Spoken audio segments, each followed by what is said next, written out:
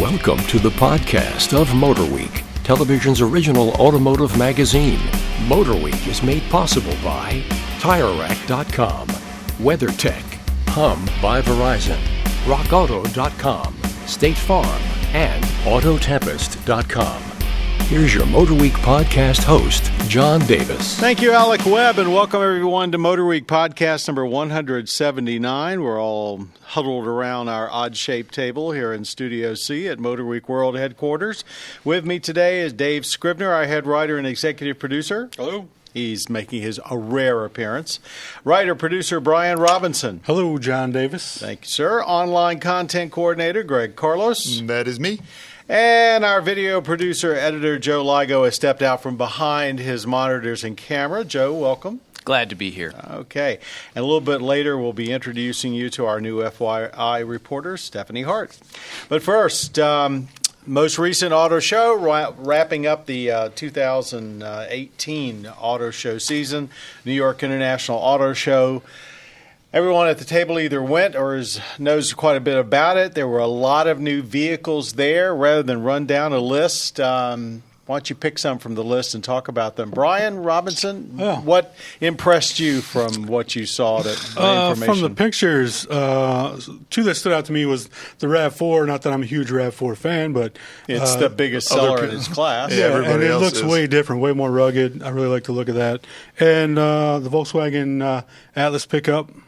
The Tan Oak. Yeah, so they already sell like a four-door pickup in Europe, which I think does really well over there. So I was kind of hoping that would eventually make its way over here, and looks like it will. Can't wait to drive it. You know, they were so negative about its production prospects that it was really surprising. They basically said, they all but said, we're not going to build it now. And then I called one of the executives and I said, what's going on? Why, it's built off the same chassis that you're building the Atlas. You're already going to do the short Atlas Sport, Cross Sport. And I said, what's the deal? And he said, this vehicle, as you see it here, is too expensive. So whatever they build, and I'm like you, convinced they're going to build something, it'll probably be a little bit less. Now, I didn't share any body panels except maybe the doors with the Atlas, but it is built on the same chassis. And if Honda can make money on the Ridgeline, basing it on their SUVs, I don't see why they can't in their Chattanooga plant. I think everybody was very impressed with it. Something else? Anything else? The new Subaru Forester, which coming into the market where it's such a hot property. I thought that was a standout. The show had a lot of standouts. Kia Altima. What'd you think of the look of it? Yeah. Nissan Altima. Yeah, sorry. You actually. I was following everything back here, and you had actually tweeted one of the first pictures of the door handles on two different planes, because if you look at it's it like from a wedge shape kind of. Well, if you look at it from a profile, it looks odd because the body line, the contour doesn't really come out to you. But if you look at it at 3/4, then you see where the door handles actually do follow the body line. And I thought it was pretty unique. And as I walked around the show, I saw a couple of other sedans that also had it, but they seemed to be a little less extreme, I guess. But yeah, if you look at the side of the Altima, which I thought is a beautiful car, and another attempt by moving the mid-market mid-size sedan up level, it was quite stunning looking. Absolutely. So they like Toyota and Honda are not abandoning the mid-size sedan market. Lincoln Aviator. Now this one was weird to me because they kind of slid Joe in. jumped in on a Lincoln. They kind of slid in that it's rear-wheel drive, because I was thinking it's rear-wheel drive based. Right. I was thinking it's going to be based off the Explorer. That it is. It's based on the new Explorer. So the new Explorer is going to be rear-wheel drive as well. Drive so they're chassis, finally correct. getting rid of that ancient Volvo-based platform that they've had since 2000. Well, they still make other stuff on it. But yeah, they're basically saying there is a somewhat trend back towards away from a front-wheel drive architecture to a rear drive architecture for SUVs. Chevy supposedly is going to do the same thing. You've already got a bunch of them at Toyota, of course.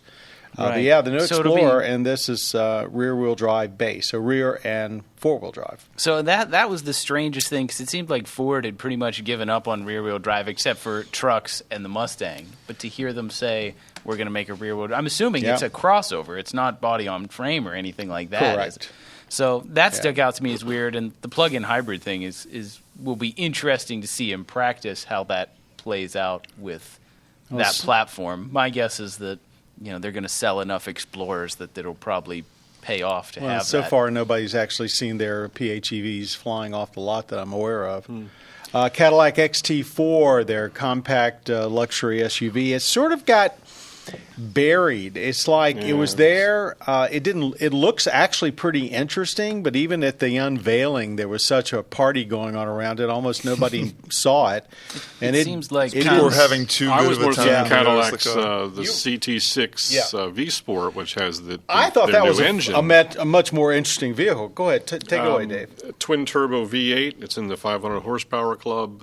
They packaged the turbos in the V of the engine up top and a lot of stuff on the bottom of it to make it easier to package it. And I want to see more about the engine.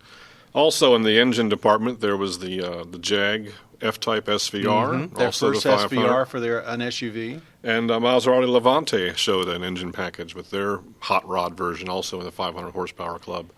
So I can't afford them. I'd like to have either one of them, but I wish I could afford one. Going back to the Caddy V8, they of course are claiming that no one else is going to get that engine, which is not the first time they've made such a claim. But I think everybody was thinking, is this going to be the V8 that's going to be in the new mid-engine Corvette? And they swear no. But they needed that engine, they felt, and I think I agree, to be more on the level of the BMW Mercedes, which is what they are aspiring to be. Acumen. And if they ever do come out with a flagship car. The Genesis G70, another fine-looking sedan. That's their entry level, right? Yeah. Maybe 3 Series. I thought the G80 roughly was their entry level, or is this the low? Well, this is now. I believe this is now the lower number. Well, it's the. Well, I assumed the number was the clue, but it's based on the Kia chassis. Yeah, you can okay. You can get a manual transmission in it if you want, which I thought was pretty cool. As long as you stick with a 2-liter turbo, you can't get it in the. I think they have a twin turbo V6. You can't get a manual with that one, but you get a 8-speed auto. I misspoke before and said Kia and put it with Altima, but I really meant to put it with the K900. A nice looking car. I'm not sure, again, that too many people are going to buy it. We liked the last K900, and I thought this one looked a lot more up level. But what else did we see? The Genesis Essentia concept kind of stole the show in the wow factor. It sure did. Just so stunning looking. And that was an EV. Was it a PHEV? I'm not It sure. was all electric. All electric. But Grand you had Tourer. the scissors doors, and it was stunning. But again, I mean, Not if that's what they're practical, aspiring probably, to. Yeah, I think, and if it was a different show, if it was actually at like Detroit of this year, that probably would have gotten more attention. But I think you alluded to it earlier, John. There were so many really major reveals. You got a RAV4, which is a huge seller. You got the Altima, big seller. Even the Corolla hatchback, which is me being a millennial, I'm pretty excited about that. So there was just a lot. Seemed like there was more news out of New York than Detroit this year. Yeah, without for question. sure. Like, Without what's question. going on? I thought Detroit was supposed to be the biggest show of the year, but it's not anymore. I think a lot of, for whatever reasons that people have been pulling out of the Detroit show and not showing their best hardware. Last year, New York wasn't that impressive. This year, it was easily the best auto show in the U.S. this year as far as new product. What else haven't we covered? The Acura showed the production version of the RDX with the first A-Spec package. Back to VW, they showed their shortened Atlas, which is called the Cross Sport. That's a 5-passenger on the same chassis. 5-passenger. And apparently, same wheelbase, I believe. But just shorter by 7 inches or so. Didn't it have like kind of a sharp cutoff on the rear roof line or something? A little bit. Hyundai Santa Fe is new. Yeah. And, so was the CX-3, had a little bit of a nose job done to it. That's about it. And the Corolla hatchback replacing the Toyota IM, the leftover Scion. Sal, how long has it been since Corolla had a hatchback? Was it a 3-door? It goes way back? No, it was the Matrix, right? Wasn't that considered the Pontiac Vibe Toyota Corolla Matrix twins? They built those up until Numi closed, which was like 2009. But you're the auto historian. Didn't Corolla have a fastback 3-door? I lost my job. I'm going to look at Ben. Way back. It's the longest running. '80s. It's one of the longest running, if not the longest running nameplate out there. Yeah. So. Yeah. I think we've done a retro review on that one, so check YouTube. Okay. Moving on to something even more exciting, if that's possible, and I think it is. Dave Scrivener has had the rare privilege of driving the 2018 Ford GT. And, David, I think that's about all I'm going to say about it. Why don't you take it from there? Well, the toughest part was finding a place to drive it, John. We picked it up in Compton and had it for 11 hours. I said, where do you go in L.A. with the Ford GT? Where do you get out of traffic? We in headed for LA? the hills. Maybe you shouldn't tell us. An unnamed road in the mountains near Los Angeles. Really, it's a race car for the street, and it kind of shows it when you drive it on the street. It's a little lumpy, bumpy, crude. Disappointment in the engine note. It's a V6 with great horsepower, 647. You kind of miss that V8 rumble, though. The only thing that soured it for me was that. Driving dynamics, it was fabulous. It just a little bit of lag and then just gone. So, unlike the 2005 GT, which was clearly a production car, this is more like the GT40 from the 60s. This is a race car for the street. Two cars, a race car and a street car. They kind of made one car to homologate it for Le Mans, which they won 2 years ago. And the street car suffered a bit for it in creature comforts. Those who want to have it are certainly thrilled to have the performance on the street.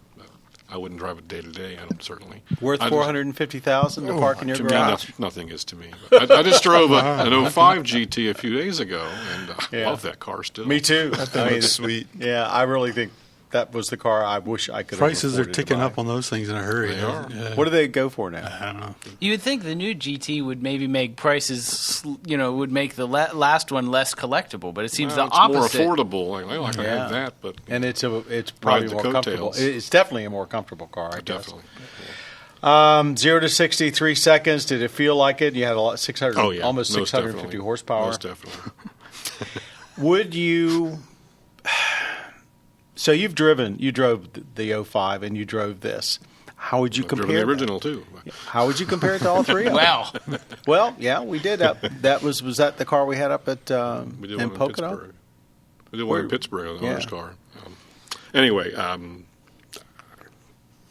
I like the 05 still. Okay. I think that sums it up. I think the GT4 is my ultimate dream car. But I'll never afford But one of those. on a track, the new one would spank the would 05. dust the It just 05. wouldn't even be a This contest. is a true supercar. It Yeah. wouldn't be question. close. Yeah, it's track-worthy just the way it A sits. hypercar. Got to be careful about that, apparently, And Why? because I've gotten crap from people.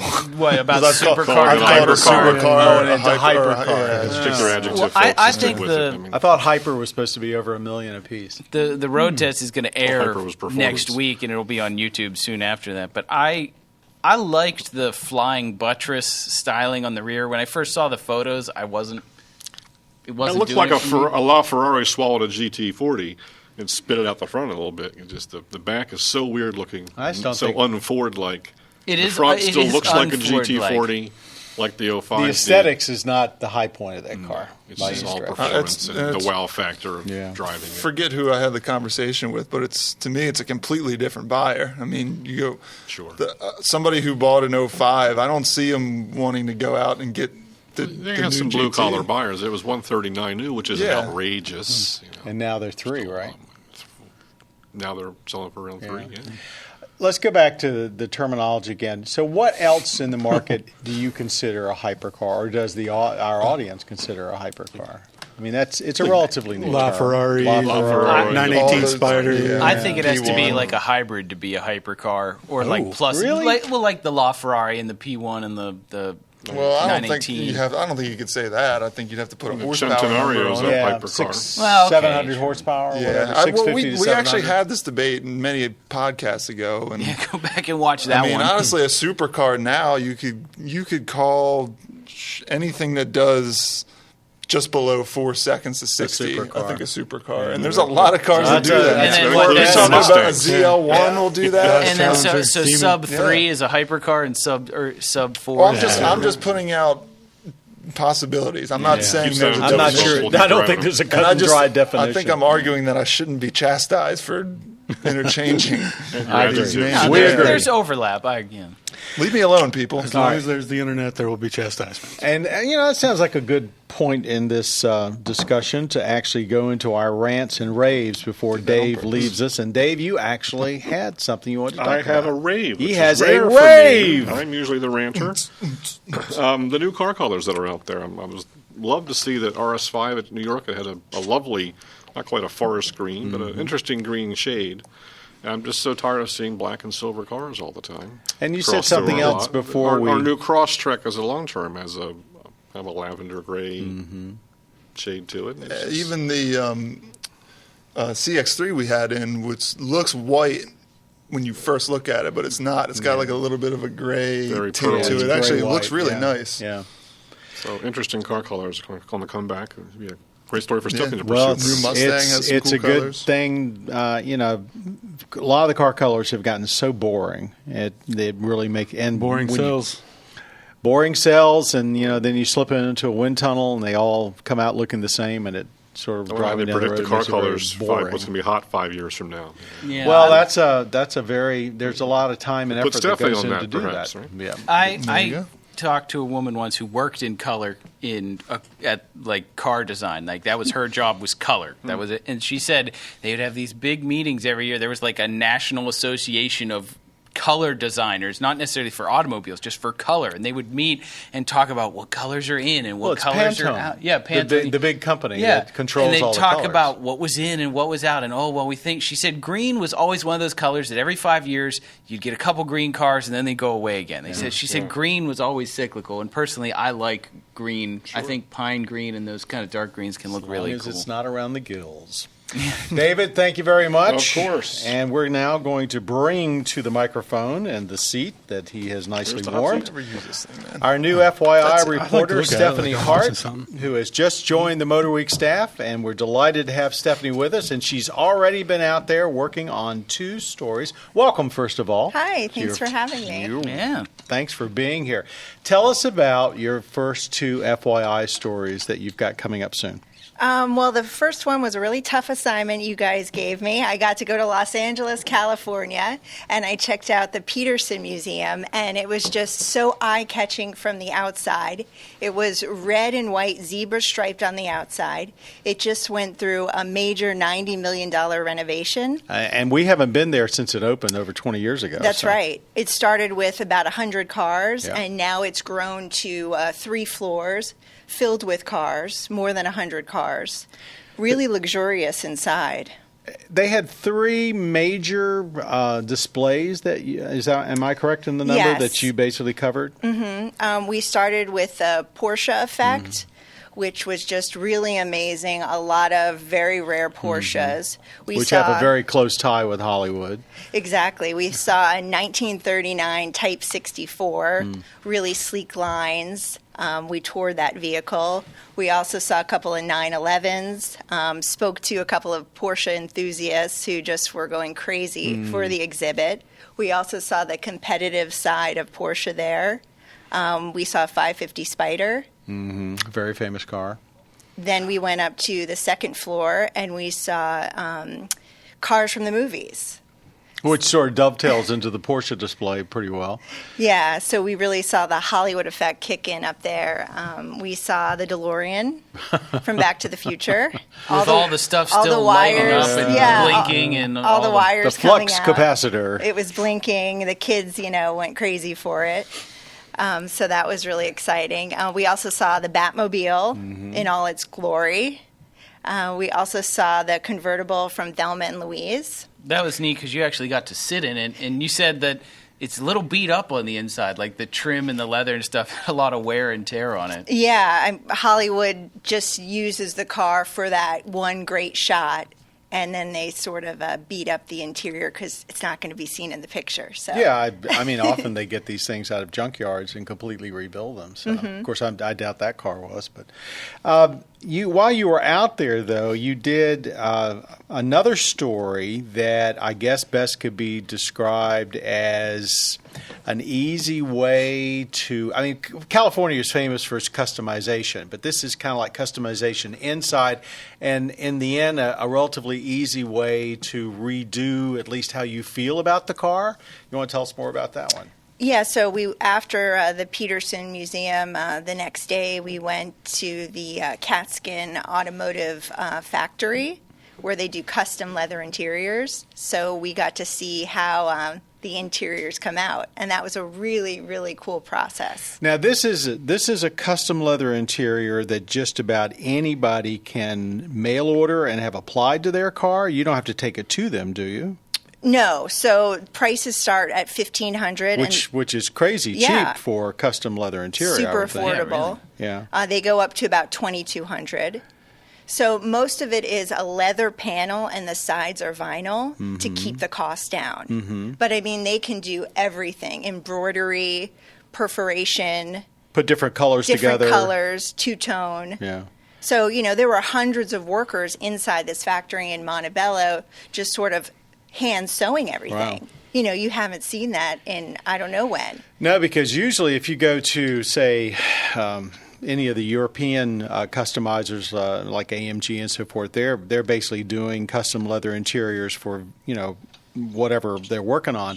And you're talking giant bucks. So this kind of fits between that and your run-of-the-mill, off-the-shelf leather shell that you can get for a car. So were you impressed with what you saw? Oh, yeah, it was amazing. Yeah, it was really awesome. So you got it done to your car, right? I wish. But we did see it get done to a Subaru here in Maryland, which was really amazing, really impressive. We also went to a garage in Laurel, Maryland, and saw how they actually install the seat covers. So it's like a before and after kind of thing where you can watch the process of getting it. Yeah. Do they have a list of, a list of installers that they use, so they send the packages to someone in your area, or how does that work? They have several warehouses and installers across the country. So the Montebello factory we visited specializes in customs. So, we followed a package here to Maryland. They opened the package and they installed the seat covers. So, they had to take out all the wires, unclip everything, basically strip the seat down to nothing, to the metal. And then they put the seat covers on from there. Sounds like a fun segment, a little bit different than what we usually see when you see the corner auto upholstery shop these days. Well, you got both of them coming up. Welcome to the show. Thank Why don't you stick around for the end of the podcast here. We're going to go now to a viewer question, and this is from Bob from Roseburg, Oregon.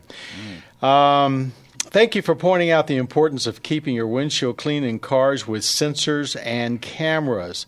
You're welcome. Can you recommend a good way to clean the inside of a windshield? This always frustrates me. Anyone have any particular chemical that they use to get that? There is a film that often builds up on the inside of a windshield. It comes from like interior materials releasing gases. Yeah. And I'm not sure if he's looking for a product or a technique or what, but I don't. What do you do? I just have like a glass cleaner, automotive style glass cleaner, like a Meguiar's or something like that. Double up on the cloths and just get it the best you can. It is tricky with getting all the corners and stuff like that, but I don't really have any. They do have a tool that can help you do the corner, but I don't know if it's worth the extra trouble. Does newspaper really work? I don't use newspaper. Crumpled up newspaper? I've heard that. I've used it before on the outside. I never tried it on the inside just because it gets wet and starts falling apart. My big technique is make sure you pull into the shade. Because if the stuff dries too fast, then it streaks. It streaks. And then the other thing I do is I make sure to wrap my hand in whatever, like if I'm using a cloth or whatever, because what invariably happens to me is you're like upside down and then this greasy part of the side of your hand smears the windshield and then you just get a big greasy streak and have to start over again. Not everybody has a greasy side of their hand. Well, Joe, that's okay. So my point is just don't let your skin touch. Don't let your skin touch the glass. What are you using? Are you using a microfiber cloth, a terry cloth? I've gone back and forth. I guess microfiber tends to be what I default to as long as like a clean one that has been used on another part of the car. But the other thing is for cleaner, I've used Armor All specialty automotive glass cleaner, and then I've used like Windex. I found that Windex does work better than like knockoff Windex that you get at Walmart or whatever. But the Armor All stuff, I didn't see a big difference versus I like regular the Meguiar's. Windex. But you know what I also like, and I don't know how hard they are to get anymore, but you used to be able to get from cleaning operations used baby diapers. And they're very soft, and they had a good cleaning. I still have some at home. Washed, of course. Of course, yeah. They've come back. They basically are torn or whatever. They can't be used again, and they sell them in big bundles as cleaning cloths. If you can still find those, they make a good cleaning cloth. But yeah, they've been washed so many times that they're so soft. They do a pretty good job. Okay, very good, everybody. Well, I want to thank everybody for participating in our MotorWeek podcast 179. Stephanie, thanks for joining us. Thank you. Dave Scrivener, who's left, Brian Robinson, Greg Carlos, and Joe Ligo. Our thanks today also to Jim Bigwood, who is making us on the audio side sound better than we should, and our podcast creator, Bob Mixter. Till next time, I'm John Davis. Be sure to check our website at MotorWeek.org for listings. We have a new listing feature to give you a much better situation of knowing exactly which public television station to watch us on. And you can also see us every week on the Velocity cable system. Till next time, I'm John Davis, and I can't even say my name this afternoon. Thanks for watching, listening, and being a part of MotorWeek. You've been listening to the podcast of MotorWeek, television's original automotive magazine. MotorWeek is made possible by TireRack.com, WeatherTech, Hum by Verizon, RockAuto.com, State Farm, and Autotempest.com. For additional information on podcasts, videos, and showtimes, visit our website at MotorWeek.org. And watch MotorWeek, television's longest-running automotive magazine series each week on your local PBS station.